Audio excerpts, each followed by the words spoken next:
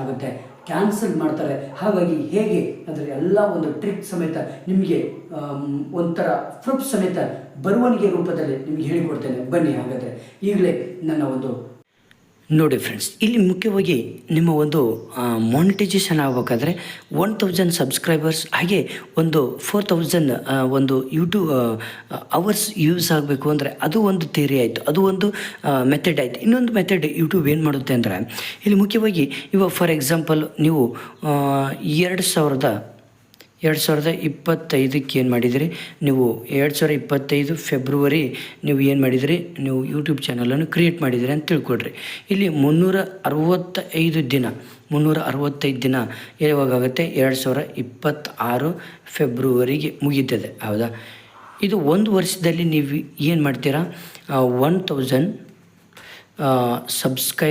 Subscribers ಮಾಡಿರ್ತೀರ. ಹಾಗೆ 4000 hours watch ಆಗಿರುತ್ತೆ. ಈ ಒಂದು ಮೆಥಡ್ ಮಾಡಿದರೆ ಮೇಲೆ ನಿಮಗೇನಾಗುತ್ತೆ, ಮಾನಿಟೈಸೇಷನ್ ಆಗುತ್ತೆ. ಹೌದಾ?